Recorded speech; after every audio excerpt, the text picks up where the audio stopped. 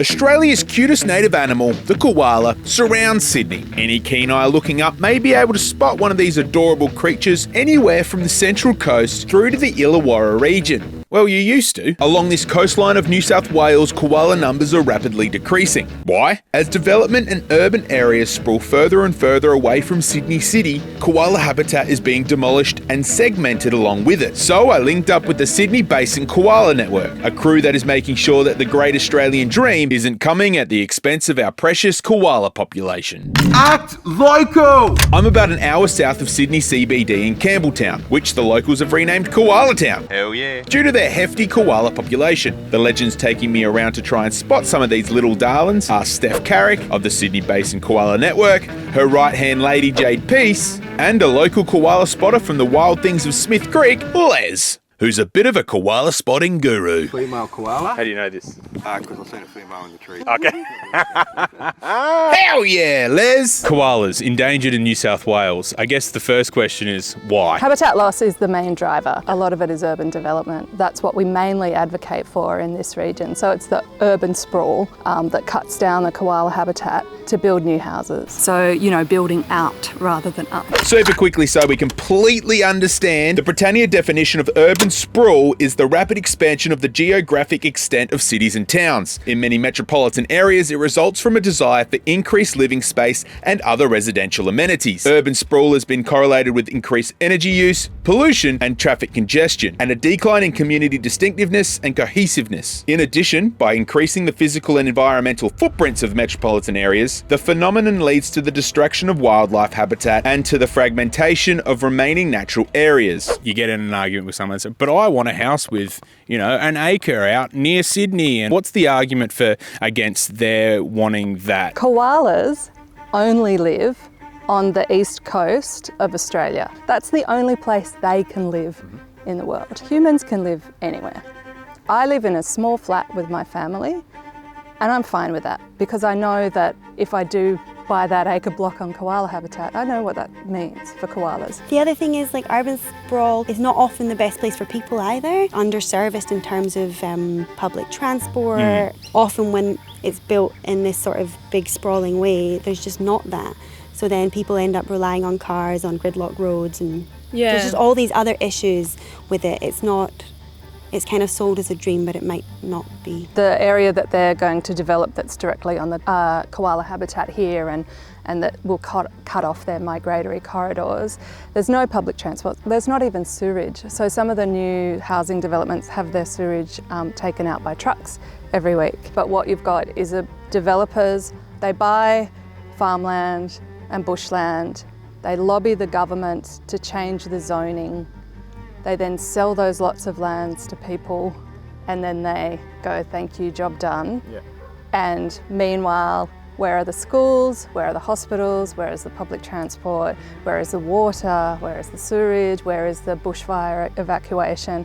So that's what we're opposed to. It's not about people wanting to live a sustainable life in the bush. It is the big property developers that are playing games and lobbying the government to rezone land so they make billions of dollars.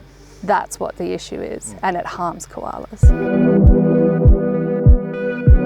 Koalas need to move around to follow where resources are, where it's food, or to find mates.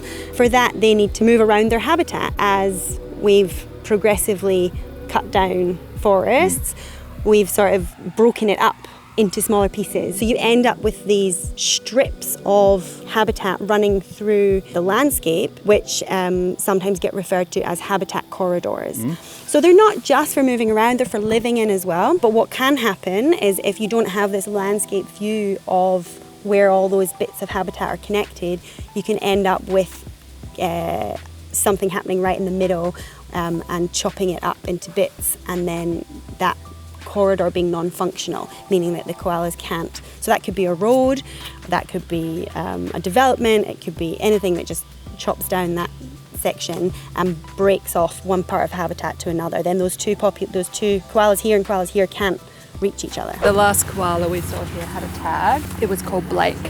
And since then, Blake has turned up in about 3 different suburbs. Oh, really? And been running across the road every time, because that's how koalas have to get from one patch of habitat to another to find new mates, which is why they're so at risk when they're living next to suburban areas. You know, we know there's a housing crisis, but do people know that the trade-off, are there better places to build that aren't on koala habitat or aren't on a floodplain or aren't, you know, it's about sensible design. But we're also really worried about other types of development, quarries, logging. Yeah. But at the moment, you can see here, we're in suburbia.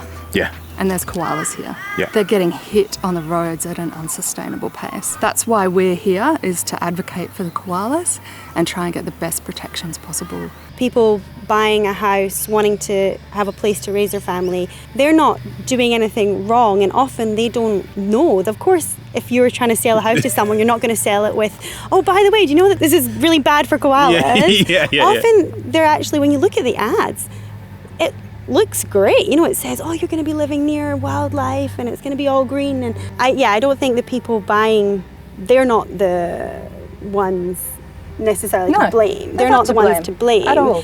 They've been sold a falsehood, essentially, and not being told the whole story. They're not who we're advocating against. We're advocating against the decision-making processes that allowed and the lack of protections way before that step where they're buying those houses. We decide to protect wildlife and then think about where is a sensible place to build, not the other way around.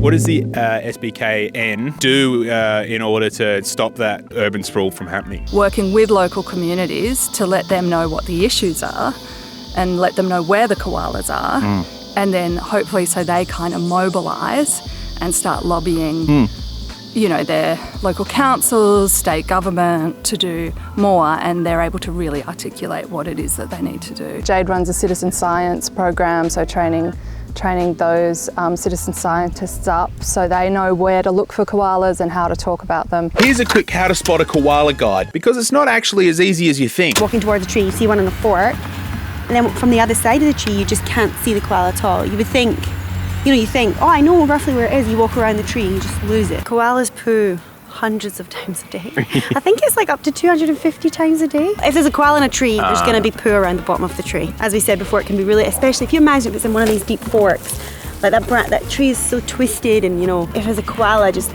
in behind there, it could be really easy to miss. But if you look for fresh scat, that's a really good indication that you should then look up. What's the best way to make sure, if you're just a citizen going about your walk, you find a koala, what's the best way to make sure that that koala, when you walk away, is still protected? Yeah, well, the first thing is if you find a koala that's injured or is on the road or has been hit by a car, to call the wildlife rescue group in your area.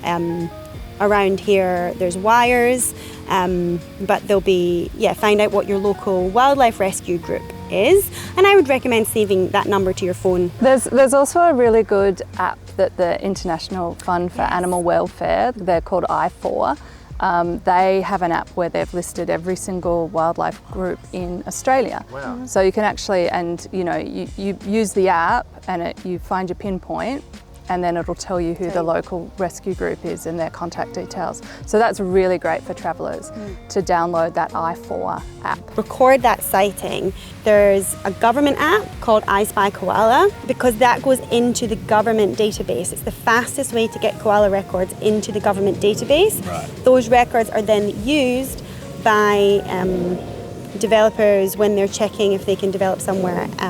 They need to look at what records are there. So getting those records in there is really important. Other things that are important as well is, for example, if you're walking with a dog, if you're somewhere you're allowed dogs, first thing, if you see a koala, make sure you get your dog on a lead if it's not already. Like any sort of wildlife, don't try and get too close, don't touch it.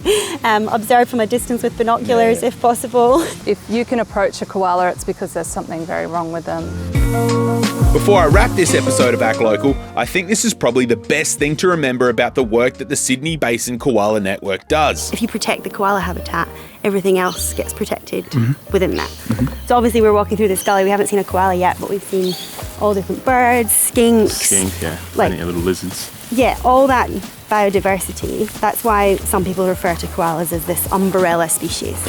Koalas are beloved across Australia and internationally. The government says they care about them, they've invested so much money in them, communities really care about them. If we can't get it right for this one species, then when will we actually get it right? Yeah. You know, this is an opportunity to actually change the way we protect wildlife, the way we think about doing development with wildlife. If we can fix some of those protection laws, it could benefit not just the koala, but lots of species. If you know another local legend doing cool shit to protect the natural world, comment their name down below and I'll get in touch with them. Love ya!